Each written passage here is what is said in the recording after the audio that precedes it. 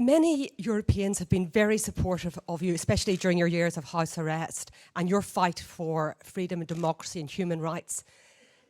A lot of this audience is also deeply disappointed with your failure to call out the acts of murder, torture and rape in your country, and particularly the Rohingya minority. Would you condemn that now? And there's also very limited access for the media to the area where these atrocities are taking place.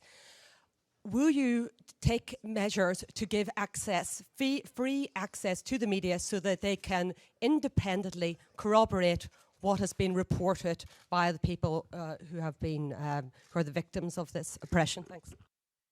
I'm not quite sure what you mean by saying that we have not been at all concerned with regard to the allegations of atrocities which have taken place in the Rakhine.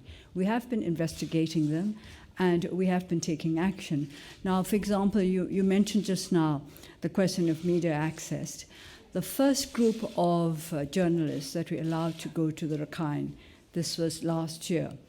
I do not know if you're aware of the fact that among the people they interviewed, there was one Muslim villager, who said that atrocities had not taken place in his village. That was all he was saying, that in his village, none of the alleged atrocities have taken place. And 2 days later, he was beheaded by an extremist group who said that he had been collaborating with the authorities. I'm trying to give you an understanding of the difficulties that we have to face. This was just a simple interview with the media. He wasn't saying anything more than that atrocities had not taken place in his village. And you do not know of this incident. We did publicize it, but people are not interested. We have to think of all the communities concerned. So the second group of journalists we sent also came up with the same problem. One single journalist asked one villager about what had happened. And he said as far as his village was concerned, nothing had happened. And he too was killed sometime later. So you have to be aware of the difficulties that we face, the dangers that we face in coping with a situation where two communities have been distrustful of each other for decades and decades. Actually, the problems in the Rakhine go back to the 18th century. We are not going to be able to resolve them overnight. And all we ask for is time. We have not in any way ignored allegations of rape or murder or arson or anything. We have asked that these be placed before a court and tried. We are giving everybody an opportunity to take people to court, and we have been trying to find out what actually happened. We have not sat there doing nothing. And I think all those who live in Burma are aware of the fact that we have been looking into these. We have even instituted 3 special courts in the region to make sure that those accused of any crimes are not unfairly condemned in any way. I'm a little bit confused when you say that we have been doing nothing about it, because we've been doing everything we can all the time. Jack. No. It'll work? Yes. Sorry. Hi, I'm Jack Parrick.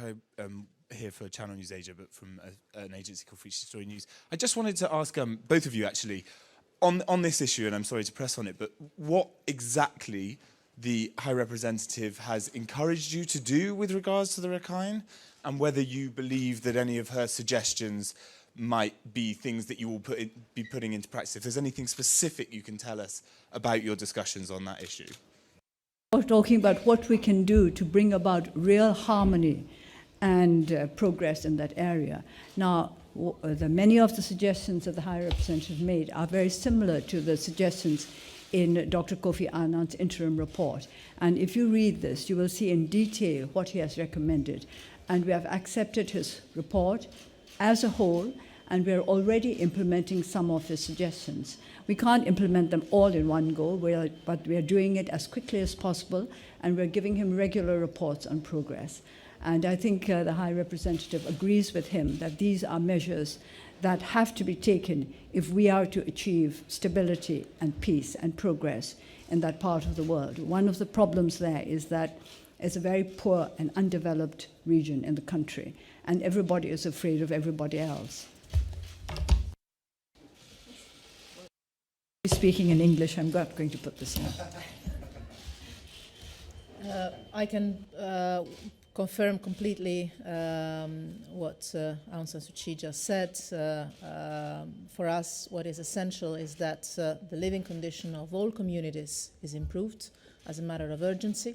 Let me start by saying that we condemn always any forms of violence, including the ones that took place in October the 9th. And we did it, I think, as the first international actor condemning and publicly denouncing attacks on the security forces. We believe that all communities need to see an improvement in their lives.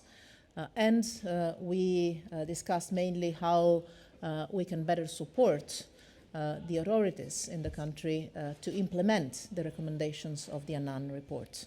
This is for us the roadmap. We have appreciated the determination and the endorsement that the State Councillor made clearly about the recommendations and the indications of the Annan report. And we believe that is the way forward.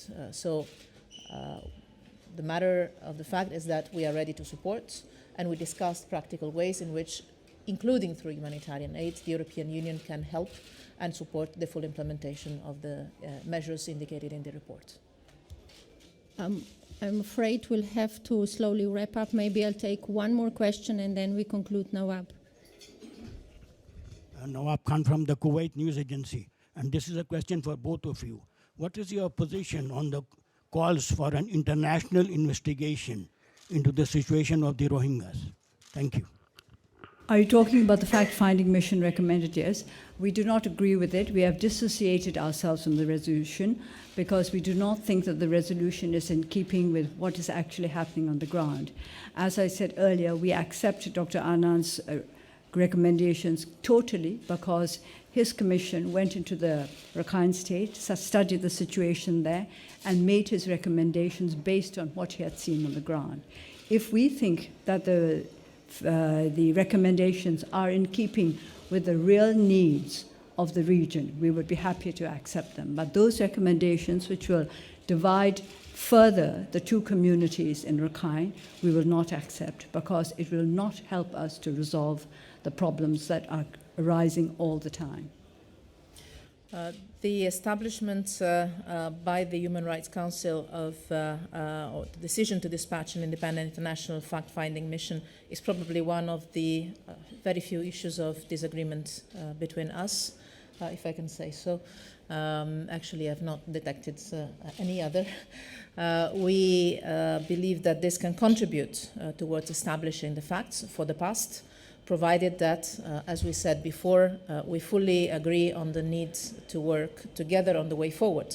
The fact-finding mission, to our understanding, is focused on establishing the truth on the past, and we agree on the need to focus on the future and the implementation of the recommendations that are included in the Annan report, as I said. Thank you. Thank you very much.